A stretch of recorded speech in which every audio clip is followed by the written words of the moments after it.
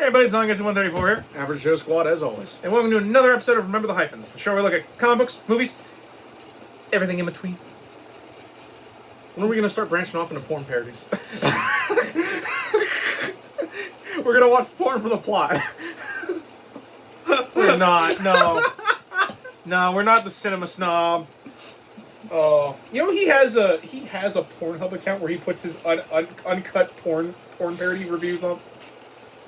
I did not know that. He does. Welcome to the New Mutants porn parody. Otherwise, then the only way that movie's going to fucking come out. Yeah. Yeah.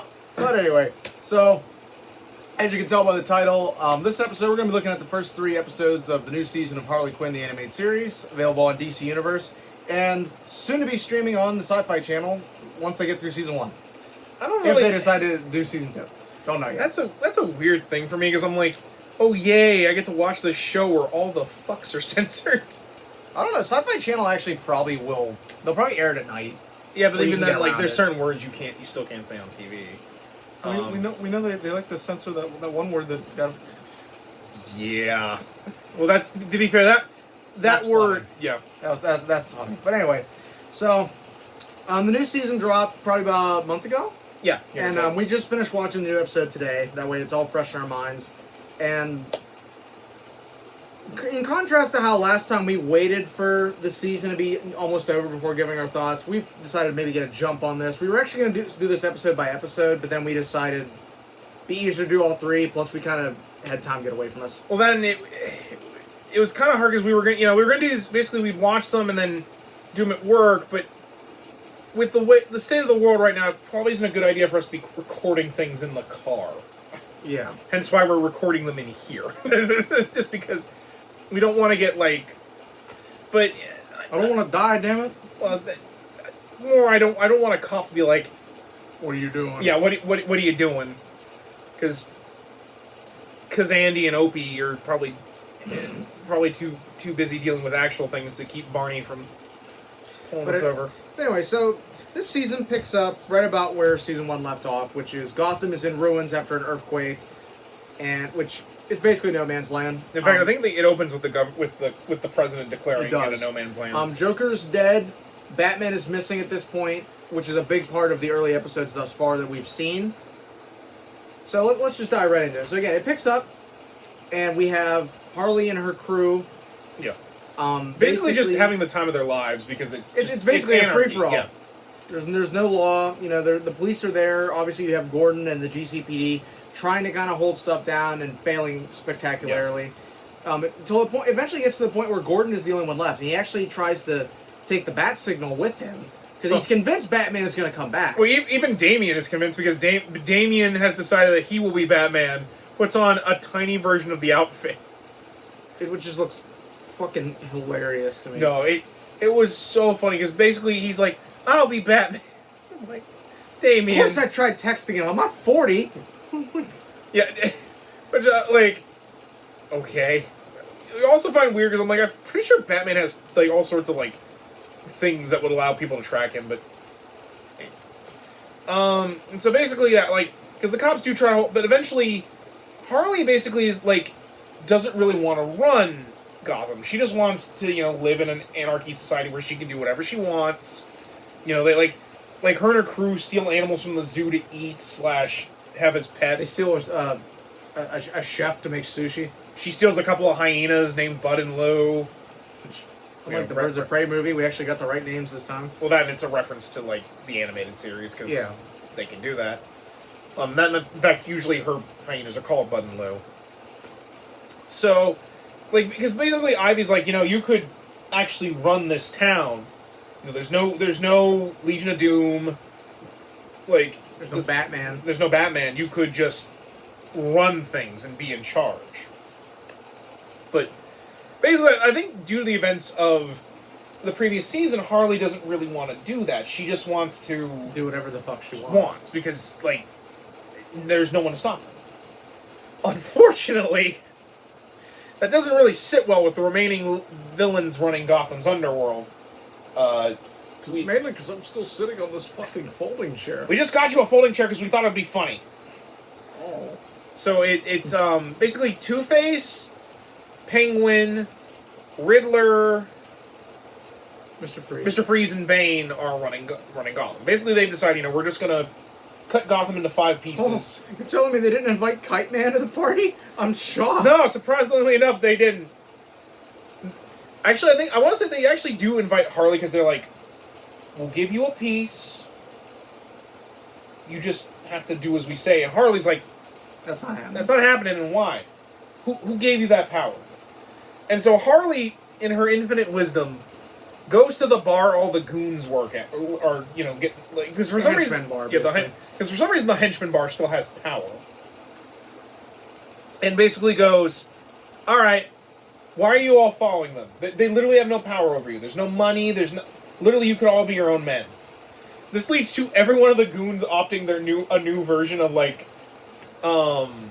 basically their boss. Their boss. Like we have 7 Riddlers running around. Two-Face's boys actually convinced the police to stop working for Gordon and run with them, which leads to them destroying the bat signal. And all around just causing general mayhem until eventually the main bad guys get a hold of Quinn because they're like, you're ruining things for us, and they freeze her in a block of ice, which we later find out she was frozen in that block of ice for 2 months. My favorite part being where it shows all the villains mocking her in the ice, and then Bane.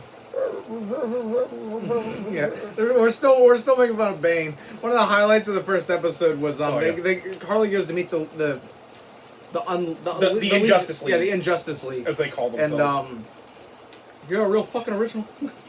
Wonder Woman's a real stickler about that kind of stuff. Yeah, but there's still, if you remember last season, Bane threw his chair into the harbor. Yeah, so he doesn't have a good chair now. Yeah, so he has he's sitting on a folding chair. He just keeps commenting about it, where'd you get this map? I'm still sitting on a fucking folding chair. Which actually is the real map of Gotham City. That it actually is. Although I wonder if they gave Bane Otisburg. It might have.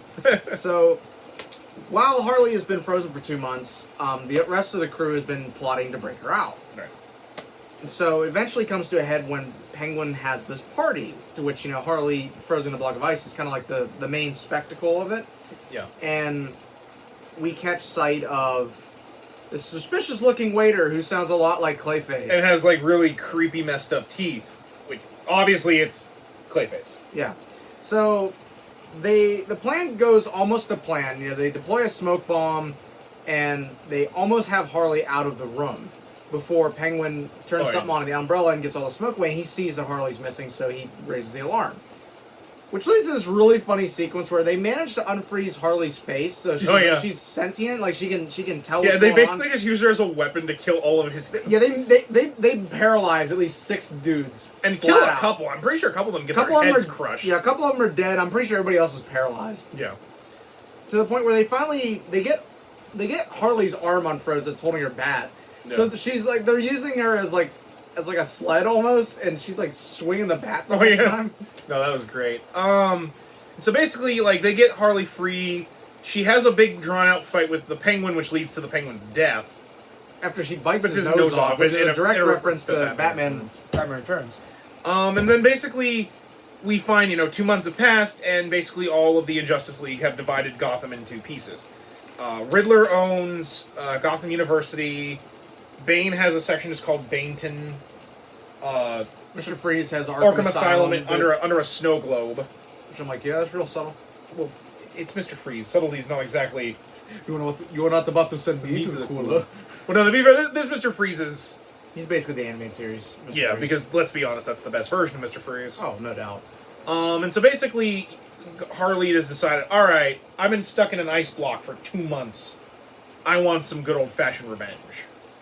And so we get to the next episode, which is kind of probably going to be a recurring theme for most of the early season. Basically, Harley is going to, go to each villain and take them down. Probably killing a couple of them along the way. I was actually really surprised they killed Penguin. Was I, actually. I was like, oh, we're just going to start killing villains again? The end of the first episode actually has it that these people have found Bruce Wayne. Oh yeah. You know, he's unconscious. Yeah. Which me and Adam have both theorized it's probably going to lead to he's going to have memory loss for. Yeah, I'm assuming episodes. it's probably a reference to Endgame, where he lost his memories after the whole Dynesium explosion, because him and Joker both disappear kind of in reference to Endgame, in a sense. So you have that, and then we get to the second episode where they go to take down the Riddler, who's running Riddler University, which has clean water, electricity. Yeah. Basically, he's running the university as like a paradise. Yeah. So Harley and Ivy sneak into the college disguised as college co-eds. Which is hilarious, because they keep making jokes about how clearly way too old they are. Yeah. And they initially tell Clayface he's not coming, but he sneaks in anyway. Oh, yeah. And Spence has like an entire Mean Girls thing going on the whole episode, which is outright hysterical. Especially because I think she talks about she loses her V card to Chad at one point. I'm like, oh my god, that's horrible. Yeah. But one of the highlights of the episode, and one thing I was very excited about for this season, was that when they go to the Riddler University, they run into a tour guide, who is known as Barbara Gordon. And it's revealed that Barbara is living in the university. She was there before Riddler took it over. Yeah, obviously. And her dad, Commissioner Gordon, is actually living with her now. Yeah, because her mother wanted a divorce. And now poor Barbara has to deal with her drunken, insane old father. Yeah. So, they talk with Barbara for a bit. Barbara wants to help bring the Riddler down as well.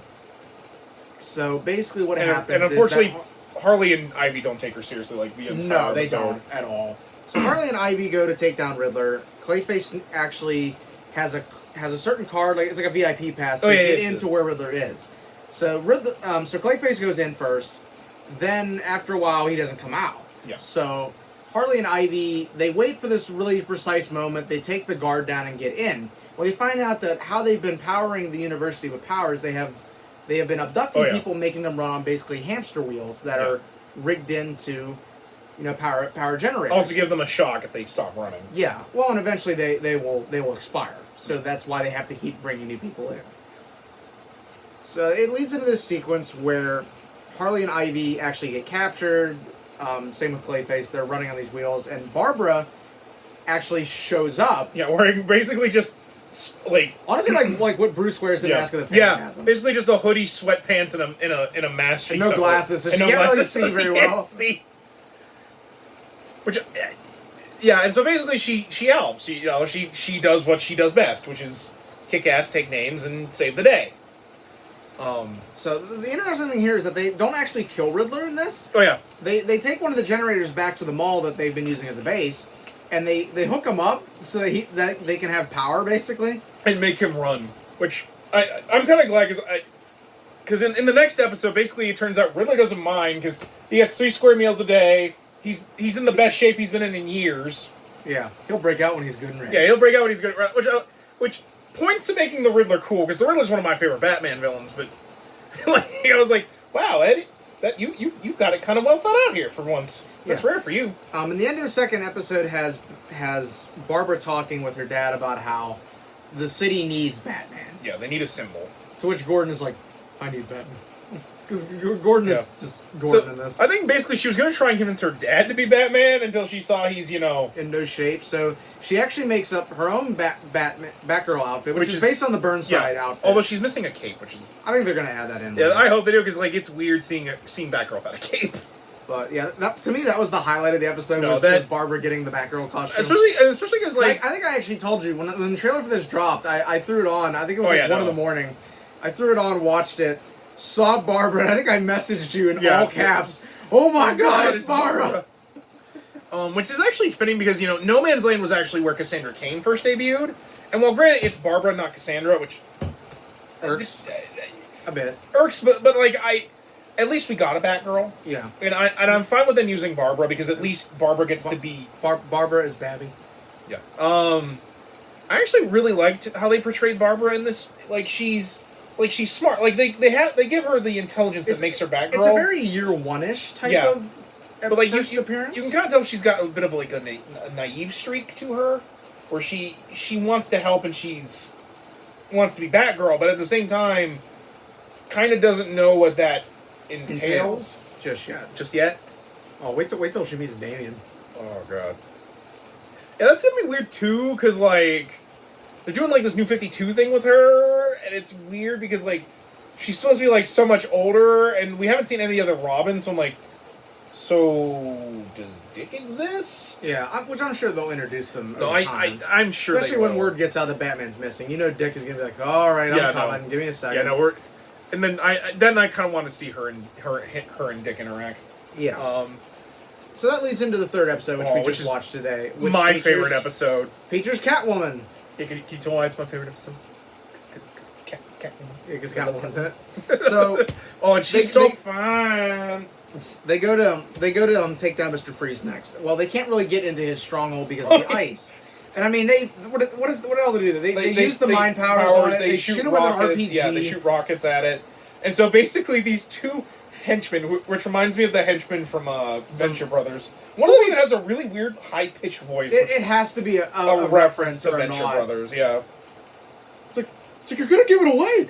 I think because we were watching it, and I look at him like, I'm not gonna tell you this again. And then they're like, well, Mr. Freeze has a fucking freeze gun. The only way they could get in here is if you use Firefly's flamethrower. Shut up! You're gonna let them know. And so they leave. Oh God, we're gonna get our asses froze. So they leave because basically, this villain called Mr. Trap has taken over the museum in Gotham City and is using like all the high-tech gear in it to basically give himself a fortress. There's a lot of references in the museum as well. There's a giant Deathstroke's sword, Scarecrow's mask. There's an egghead thing, which I'm like, I like that reference. A giant version of Two-Face's coin. The T-Rex. Oh yeah, that could be any. That could be like any T-Rex though. Like it's a museum, but basically they try to get in it first, and they find out Mr. Trap has basically rigged the museum to basically kill anybody that goes in. So you alright? No, I'm good. Okay. And so basically they're like, we need a professional thief. So Harley goes to the best thief in Gotham, which is Catwoman. And so they go to a random restaurant that's still open and people can get food in even though it's no man's land. Yeah, it's pretty weird. But so Catwoman shows up and steals like at least 6 things off the people walking to the table. Yeah. It's great. No, it was awesome too. Ivy is very apprehensive about working with Catwoman because there's some bad blood there. It's just some flowers, Ivy. I know. Yeah, which is obviously, to me, it's a reference to Arkham City. Well, then, like, her and Selina kind of have this rocky relationship anyways. Just because, like, Selina does help Ivy, but at the same time, usually she just wants Ivy to help her for her own... Yeah. Which I don't think is really cruel on Selina's part. It's just, that's how Selina does things. Like, she even does that to Batman, and she's in love with him. Yeah, so they hire Catwoman to help them get the Firefly's flame gun. And she says, because I also want to get some of the jewels in there, so, you know. Yeah, so it makes sense. Yeah, so she's like, you scratch my back, I scratch yours. So, and she looks, can I just say, she looks great in this, because she basically wears her costume like she does in, like the Arkham games. Although and I know that this is a point of contention, well, we'll talk about the point of contention when we get done with this, but... Yeah. You've got the little glasses. Yeah, so Catwoman and Ivy go in first to get the gun. And that leaves everybody's favorite character, Kite Man. Yeah, Kite Man shows up a lot in this. I'm so tired of Kite Man. I want him. No, I want him to just fucking die already. He's still really the weak. Like, I'm sorry. He's really, like, even if we didn't like, he's really one note. He's a fucking joke.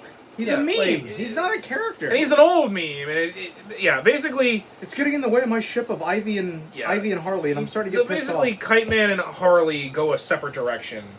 Because Kite Man wants to get this ring that looks like a leaf or something that he can use to propose to Ivy.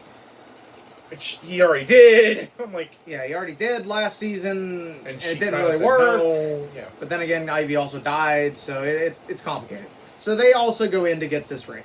The whole time, Catwoman and Ivy are talking, and Catwoman is basically like, this doesn't really seem like your gig. Yeah. I think you need to reevaluate what you're doing, because this doesn't really feel like you... Like, when's the last time you killed, like a corporate polluter? And she's like, when's the last time you stole something? Cut to Selina. Oh, Ivy, I'm always stealing jewels. And she's just covered in jewels. I'm like, where did you get those? Yeah, it's just perfect. It's literally Catwoman. Perfect. So, basically, Harley and Kite Man get the ring. Then they all kind of meet up in the lobby, to which they get trapped. Everyone but except Catwoman. Selena gets what she wanted to leave. Yeah, she steals the ring that Kite Man was going to propose to Ivy with, and just leaves. To quote Harley, "Man, she is one cold bee," which she can be when she wants to be. Yeah, and so, but all while this is going on, a trap gets sprung, and it's going to lead to them possibly dying. Yeah, basically being smushed. Basically, you have Harley like slamming on the side of this trap with a bat. It's made of the same material that airplane portholes are done. Yeah. And the only way to get out is they use Firefly's flame gun. Because while this is going on, Kite Man's trying to propose to Ivy, and Ivy basically just kind of snaps on him. And is like, I don't know. I don't think I ever want to get married. Yeah, because one thing I do like about the show is they kind of want to give Ivy like a character development. Basically, because at the beginning, she's like, you kind of can tell she's kind of gotten tired of being just an eco-terrorist. Because, basically, I think her hanging out with Harley has made her reevaluate what she wants. Because, she spent the whole first season trying to show Harley there's more to life than being the Joker's girlfriend. So now I think Ivy is going down this path where she's like, I don't really know what I want anymore. And, so basically, she kind of tells Harley that, and Harley's like, well, that's okay. I didn't think I knew what I want either, but you don't have to decide right now. And whatever happens, I'll be right by you because I'm your best friend and all that shit. Oh well, they're dumping toxic waste. Onto the chemicals board of directors. Which I'm like, whew. I mean, to be fair, what a way to go. I mean, to be fair, If they would actually put some lids over their chemicals, that half the villains in Gotham wouldn't be where they are right now. Put some fucking railing over shit. Yeah, no, I know. But while this has been going on, back at the base, Riddler has escaped from where they've been using him to power the generator. Because there's this subplot where Psycho wants to prove that he could actually run a crew. Yeah, it's funny because it's basically just Riddler trolling him the whole time. He eventually comes back, gets back in, and he's like, "Why?" Like we mentioned, why would I want to escape? I get 3 meals a day. I'm in the best shape of my life. Yeah. No. Push comes to shove. This will go back to normal, and then I'll get out when it's good. When the getting's good. Yeah. Which I'm like, I gotta admit, that's probably the most put together Eddie has ever been. Yeah. So that's been the first 3 episodes. Honestly, it's been a pretty good start to the season. There's been a lot of solid episodes. Yeah. There's been a lot of funny moments. Probably the episode I laughed the most at was the one where they went to college. Oh yeah, no. That's just there were so many college stereotypes in it that I was laughing my ass off. And there's so many jokes to the fact that Ivy and Harley are middle-aged women, which I'm like, pretty sure they're only supposed to be their 30s. They're not that middle-aged. Yeah, but still. But then the fact that they're wearing really 90s just college outfits. Yeah, Ivy's wearing overalls. Well, yeah, overalls. Harley's wearing like a poodle skirt and like some stuff out of Legally Blonde. Yeah. Or something. I mean, great. It fits Harley because when you get her out of the clown stuff, she looks like a Clayface's attire in that episode is very much based out of Clueless. Oh my god! And she basically is Clueless, cause she oh my god, her that was. It's just too much pressure. It's just too much pressure. There's also some subplots with King Shark and Psycho because they kind of want to do. I think they realized just having the whole crew in every episode's not really. You're not going to be able to develop everybody. So they will have B plots with King Shark and Psycho and the old dude in the wheelchair. Can't think of his name. Psy. Yeah, Psy. Basically, they will be at the base or in the second episode where Harley tells Psycho and King Shark to go get a water filter. And they have to. They basically have to Mad Max their way out with a really tiny car. Yeah. Oh no! To be fair, I will admit it's kind of sad. King Shark has been kind of put because I love King Shark. So do I. King Shark is a highlight of the show. I kind of wish they would let King Shark come with him on more heists. But I think right now they want to kind of develop Harley and Ivy more because a lot of the first season was Harley kind of developing with everybody else, and Ivy kind of was in the background. So I think now they kind of want to get back to the whole Harley and Ivy dynamic because that's probably why a lot of people watch the show anyways. Yeah. The fan art alone that I've seen proves that point. Yeah. For me, probably, and I do love the college episode. I think it's really funny. Mine probably would be this one we just watched, just because. Selena. Yeah. Just because she was, every note of her was perfect.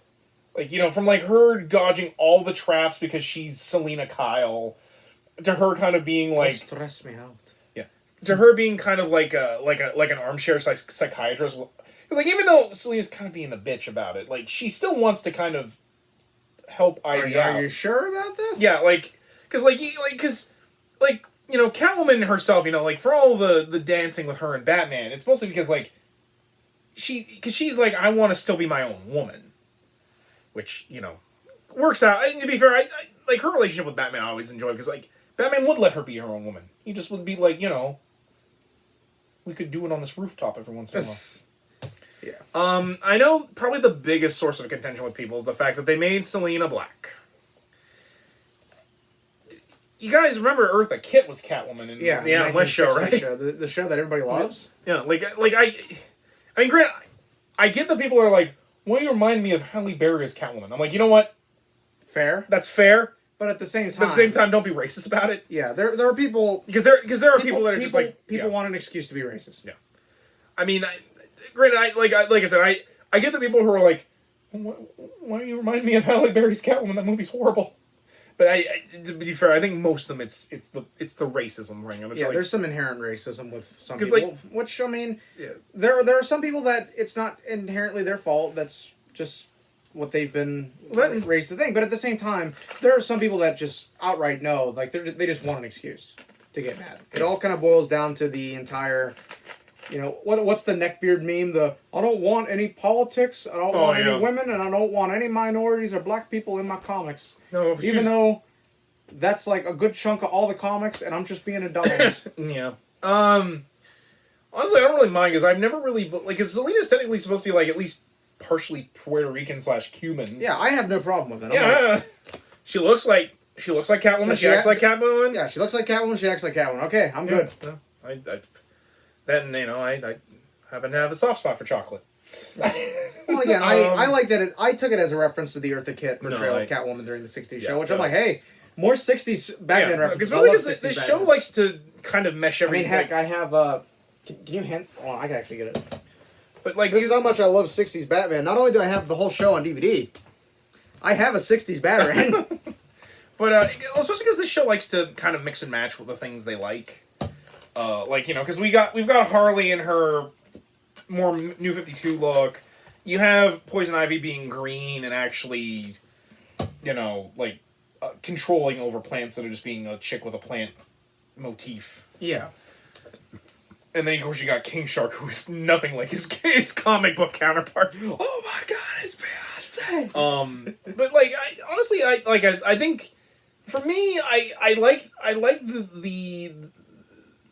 the dynamics we're getting, and I like the plot. My complaints are more the in terms of pacing. I feel like the B plots are kind of dragging the episodes down. Yeah, because sometimes they're kind of unnecessary. Like, yeah, I can see that. That's a pretty reasonable thing. I think that it'll probably get a little better as it goes on. Hopefully. Yeah, I especially because like I'd like to see like at least maybe see some of those characters actually more than just be Harley and Ivy every episode. I mean, granted, I love the Harley and Ivy stuff, but like she has more than Ivy and her crew. Yeah. You know, I want to see more of Clayface and King Shark. And Psycho can come along. Because Psycho's probably the weakest of the group, because really, he's really probably had the least amount of development. Yeah. Like, I mean, granted Clayface too, but to be fair, Clayface's whole thing is, I'm an actor, and that's the joke. Then I was kind of expecting more of the overuse of the running gag of Psy having Vietnam flashbacks, like in the first. Oh my God! Yeah, they used that twice. Yeah, they used that twice, and I'm like, don't blow your load that fast, guys. We've still got like 20 minutes. And of course, the biggest is they keep bringing Kite Man back. Like, I know that's probably gonna be like a big complaint with this, because you're like, oh, you just don't like it because you don't like the. And while it's true, it's putting holes in my ship. Well, I can't sanction this buffoonery. It's true, I don't like the shipping aspect, but for me, it's just he's so just. Probably because obnoxious because like he's just a stoner dude based on a stupid meme that's again old as dirt. Like, they keep bringing him up, and I'm like, I don't really care. Yeah, which I know in an interview the writers for the show said they were going to explore the possibility of Ivy and Harley dating. From what I've seen so far, I'm going to assume it's going to come in the later parts of the season. Yeah. Whether or not they'll kill Kite Man off, I don't know. I hope so, but that's just because I just want to watch him die. I know that's really morbid, but I'm so annoyed by him. I think they at least get that Kite Man's kind of lame, because they at least, like, you know, he got caught in a web this episode, and he got, like, stung by bees. Yeah. But, like, then I didn't really care. I kind of found it weird that, like, how quickly Harley warmed up to Kite Man. Like, how much you want to bet he gets killed off, like, the next 2-3 episodes? I wouldn't be surprised. Because he just doesn't do anything. Like, and, like, he really, I honestly don't think he adds much to the story. Like, I don't even really believe that Ivy would date him. Like, real Poison Ivy, I'm like, she's so much better. She can do so much better. Yeah. But, anyway, I think we've probably rambled along enough for this, because there's just not much to say. Yeah, we've only done the first 3 episodes, so overall, I'm really enjoying the season so far. I feel like it started off a little slower than last season, but I mean that's to be expected. It's the second season. Yeah, they have to set up a lot for the I'm assuming it will get better as it goes on. I really enjoyed the introduction of Barbara Gordon as Batgirl. That was really a highlight for me from the trailer. I'm also enjoying the idea that Batman is going to eventually return. He's going to go through this memory issue. Well, yeah, it's in the title, Batman Returns. Yeah. I like how they're bringing more characters in. Like, they brought in Mr. Freeze. They brought in Catwoman, you know? I'm ignoring the pun. Stop fucking grinning at me. Batman Returns. But yeah, I enjoy that they've brought characters in. I mean, they've killed off a couple, so obviously they're going to bring more in. But I'm just enjoying it overall. That we're seeing more of the universe, basically. Oh, yeah, totally. Yeah, overall, I think it's really good. I actually do have to give them credit for, like, having 2 months pass when Harley was in the ice block, just to kind of explain more how they were able to establish all this hierarchy so quickly. It's better than just, all of a sudden, you know, Bane's running one part and Mr. Freeze has Arkham Asylum under an ice globe. It works a lot better that way. Overall, I'm looking forward to seeing what they do with the second season. I do kind of agree with you. It was a bit of a slower start, but I think that's just because they had to establish everything. But anyway, guys, I think that's going to cut it off for this review, this little mini review.